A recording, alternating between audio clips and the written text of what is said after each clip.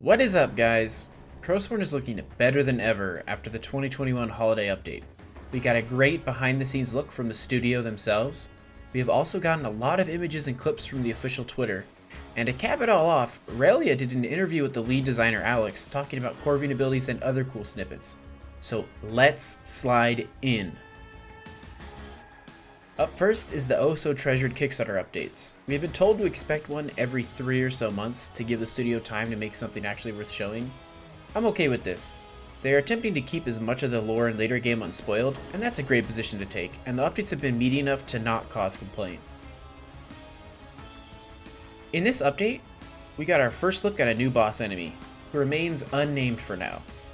It's not a finished design, but really it was just a template to give us a peek at the new spine 2D animation software Mongoose has been using for its more complex characters. The update really digs into the technical application of the system, but to sum it up, it basically allows for a cool skeletal system that is aware of itself and its parts to create an awesome animation, like seen on this guy.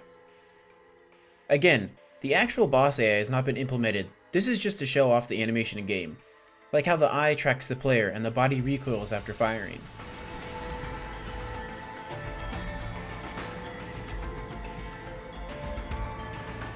We also got our first sample of one of my favorite new additions, dynamic music. This is huge. Games like Devil May Cry and Doom Eternal use this method, and it really helps to shift a player's attention and get them back in the right mindset.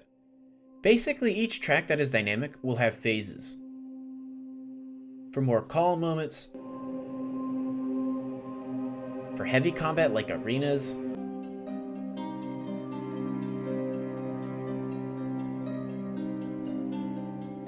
and for boss fights. I can't wait to see just how detailed they get with this. There's a small bit that only concerns high tier backers, where they are allowing people to team up and combine their NPC, mini-boss, or boss rewards to make cool and creative scenarios, like one backer's NPC leading to another backer's boss in a unique questline, etc. It'll be fun to try and see which is which in the final product.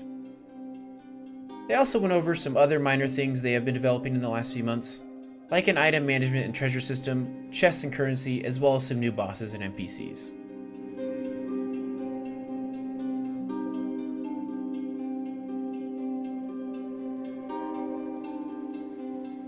If you're not a backer, or if you are but have an insatiable thirst for all things Crowsworn, then fear not, for even though the backer updates are months apart, the official Mongoose Rodeo Twitter posts new images daily. Most of the time, it is extremely zoomed in shots that are mysterious and don't really make sense, like all of these. But some of them are really cool. There's this guy who looks a little complex for a normal enemy, perhaps a mini-boss. I love the crossbow and sword combos, so badass. Also, it seems he's using Corving Abilities here. We don't exactly know enough about Corving Abilities and the power itself to say whether it's super rare or not. Does this mean that any enemy can use Corving Abilities? The best guess is that this boss is probably the one that gives us access to the down smash. They also released that punch animation I mentioned last update, and we got to see some of the fully colored sprites of it. Since Crowsworn will feature a more combo-heavy style of combat like Devil May Cry, I wonder if this is an alt weapon form, or if it's just a finisher move. Can't wait to hit him with the old left-right either way.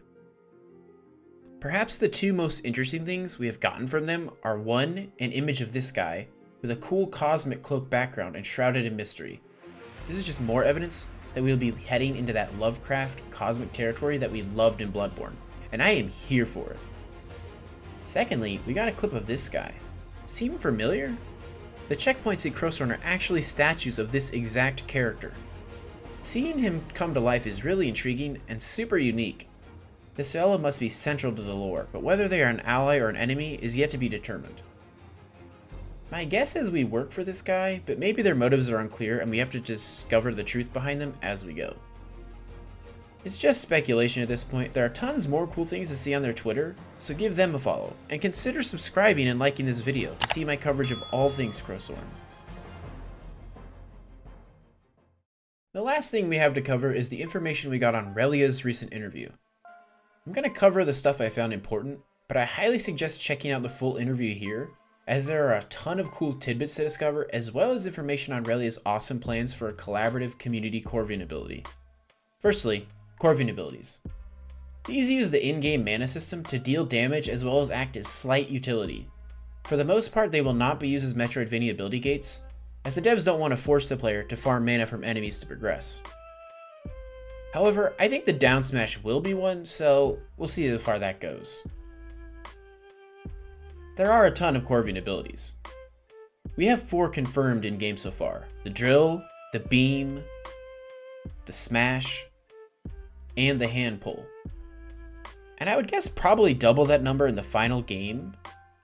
But add on top of that the extra 5 that were rewards for a certain backer tier, it's going to be a huge amount.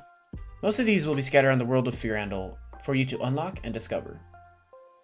The interesting part is that while there will be a large amount, they are all tied to a single button press. What activates them rather is the state or condition that the player is in. For example, the down smash requires you to be airborne before you perform it, while the hand might require you to press the button and down on the D-pad while still being on the ground. We also got confirmation that some enemies in the game will deal 2 pips of damage, and possibly 3. The health system works in a pip form similar to Hollow Knight's mask form, where each damage landed on the protagonist takes 1 pip of life. Some of the hardest encounters in Hollow Knight are bosses that deal 2 masks of damage, so I can't wait to see what endgame encounters are like in Crowsworn.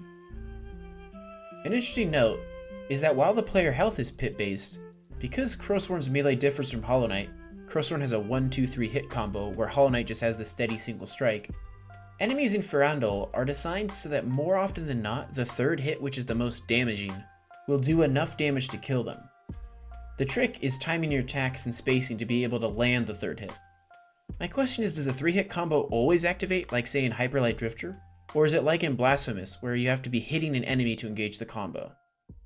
I can't tell at this point, but I'm really excited for the more complex melee systems of Crowsworn either way. And finally, Relia asked the big question. When is release? He threw out a late 2023, and Alex stated yes, that's a pretty fair estimate. This doesn't really mean much, as the estimated release date given by both the lead marketer Leth as well as the Kickstarter page itself is December of 2023. However, this at least tells us that Mongoose Radio is still on track. As we head into the next 2 years, I have tons more detailed and fun content planned for Crowsworn, as well as other games of a similar type that I know you will love. Stay tuned and have a better 2022.